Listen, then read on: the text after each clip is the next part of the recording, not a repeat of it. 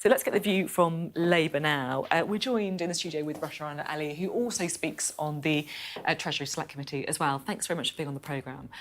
Hi. How much of a shock was it today when inflation just didn't fall?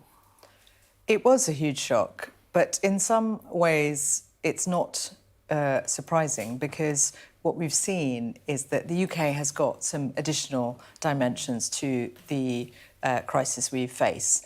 First of all, other countries didn't have the Liz Truss mini-budget fiasco, which has had a direct impact on people's mortgages. It has led to a follow-on budget where the new Chancellor has had to introduce a consolidation package. So that's quite different from other countries. And also we entered into the pandemic with the uncertainties around Brexit, with a trade agreement that did leave outstanding issues around supply chain disruptions.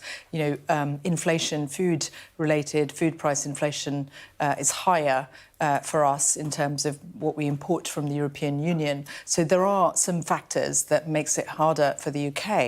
But I think that overall, I would say that when you compare the UK to other countries on mortgages, the UK is worse off than France, than Germany.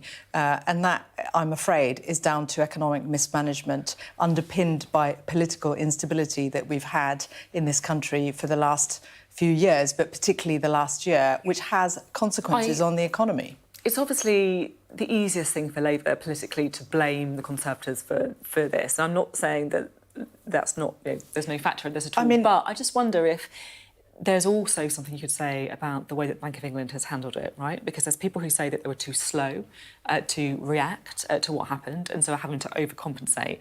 And also that they did pump an awful lot of money into the economy through quantitative easing and stuff as well, which has an inflationary effect. I mean, I'll come on to that. If you think Labour shouldn't call out, I'm not saying that at all. I'm not saying that, and I also allowed you to. I'm absolutely not saying that, and I also allowed you to make your points. But I'm just saying that the difficult question, I guess, is: do you think this is partly because of the Bank of England as well? Well, I think that there is certainly an issue about the point at which quantitative easing should have been phased out. And some of us, I certainly raised those issues about whether inflation was going to be transitory, which is what the Governor of the Bank of England thought at the time would happen. His argument is that they didn't see Ukraine coming, they didn't see the energy crisis coming. But we are much more vulnerable as an economy because of the Brexit uncertainties and other factors that are quite unique to the UK. So yes, one could argue that with the benefit of hindsight, it would have been much better for the Bank of England to take action earlier and phase in interest rates gradually.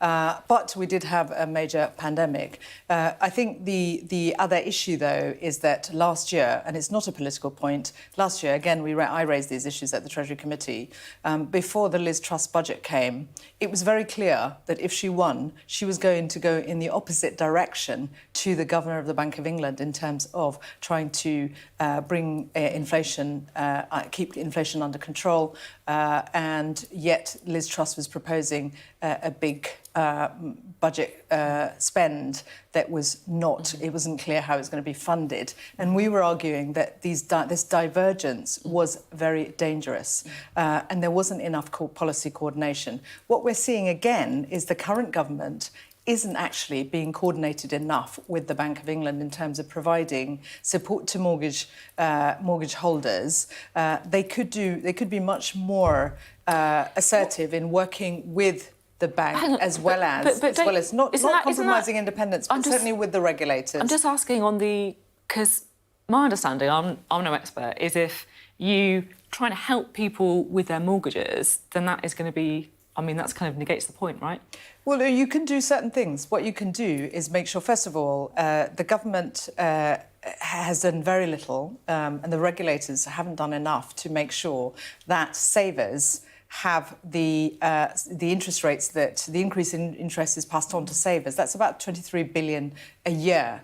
if we're serious about taking money out of the economy and bringing inflation down, then the government needs, the Bank of England and the Financial Conduct Authority needs to be more assertive in ensuring that banks pass on those saving rates to savers. How would you see that happen? What would you like them to I do? think there's a role for the regulator to do that. And also in terms of what the government sets out and encourages the banks to do.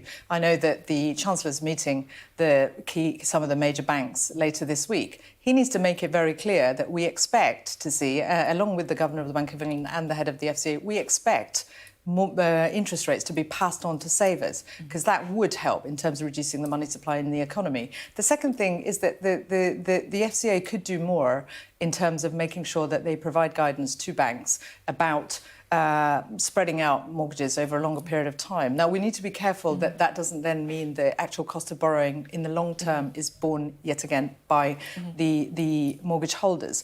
But if we want to take if we want to prevent repossessions, then we do need to look at ways in which the regulator can direct banks to be sensitive to repossessions and make sure that they put in place plans to support them. If you look at the amount of profits the banks have made recently, it's pretty phenomenal. So they could do more to prevent the distress, which would be damaging for them as well if people face repossession on a large scale. Really interesting to talk. Thanks very much for being on the programme today.